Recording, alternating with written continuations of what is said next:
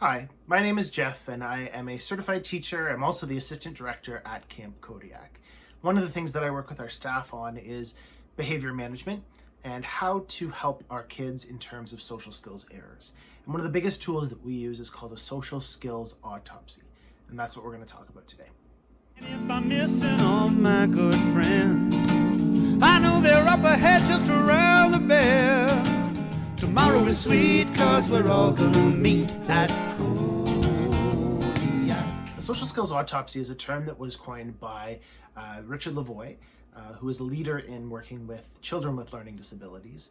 And essentially it's a term for a strategy to work out with that child what their social skills error was in the situation and how they can more effectively deal with that situation again in the future.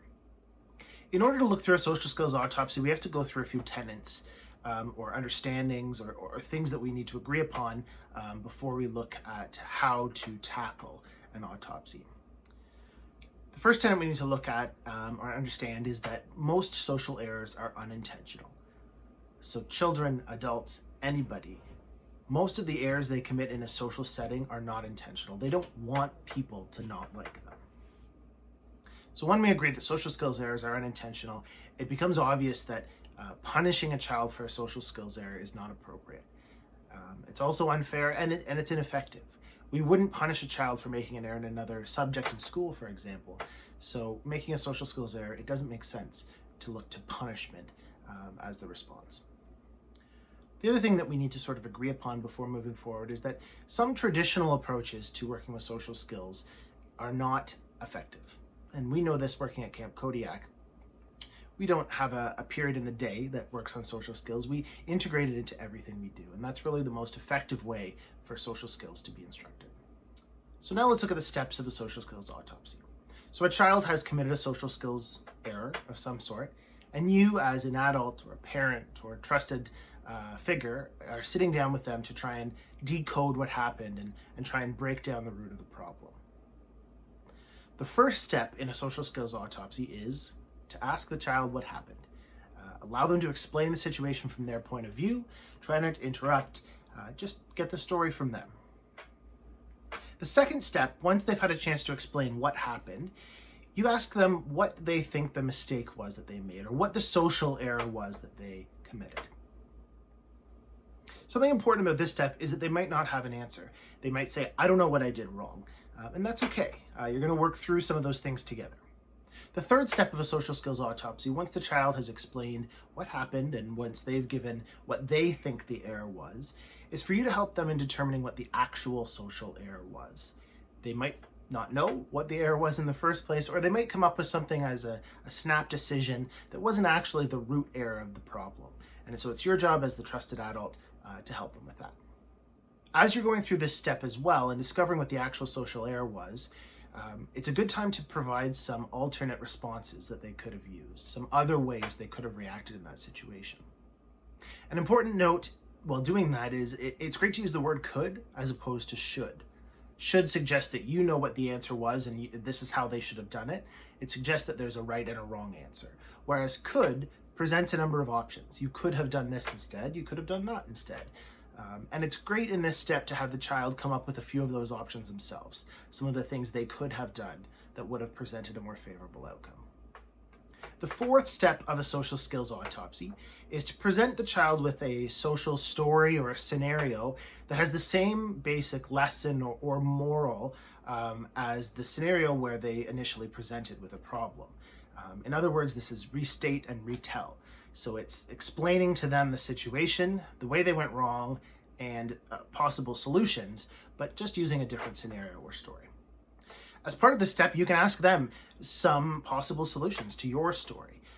What are some things that they could do? And in this way, they are practicing the social skill that you're working on with them at the moment. The fifth and final step of a social skills autopsy is social homework. We do this a lot at camp. We say, okay, now that we've talked about this, I want to see you go and try it. Go and do it, and then we're going to check in again. Maybe we'll check in at the end of the day. Maybe we'll check in at the end of the week. Maybe we'll check in at the end of this period and see how it's gone with you practicing these new social skills. So a few things to remember as you're going through a social skills autopsy. It's important that this conversation that you're having with the child is supportive and positive and structured. They're not in trouble. It's an opportunity for you together to work through a problem. It should be conducted in a familiar or realistic setting.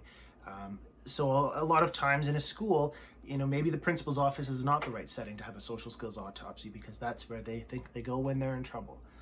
Similar at camp, maybe it's sitting on the beach that we have this conversation. Maybe it's sitting on the bench in the porch of the cabin. It's a familiar and comfortable setting for them.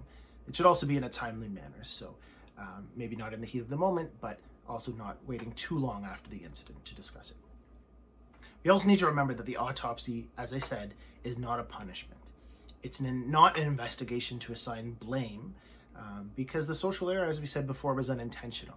And so when the error is unintentional, we're not trying to blame someone, we're trying to find possible solutions. And remember that it's not a one-way conversation.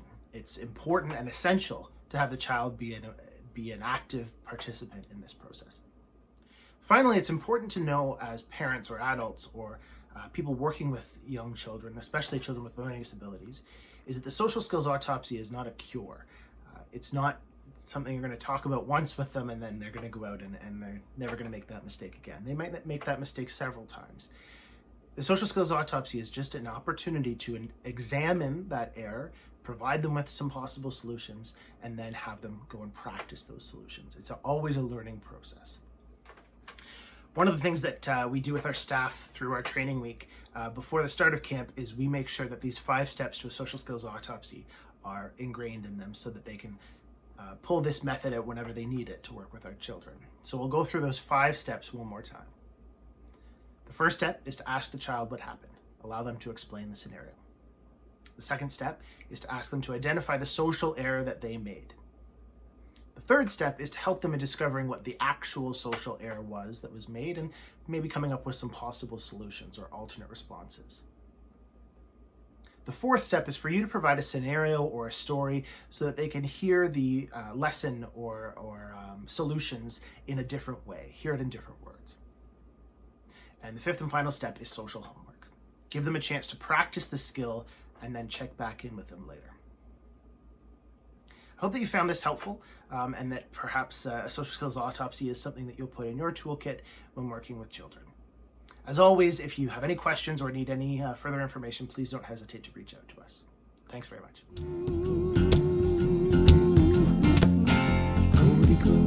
Yeah.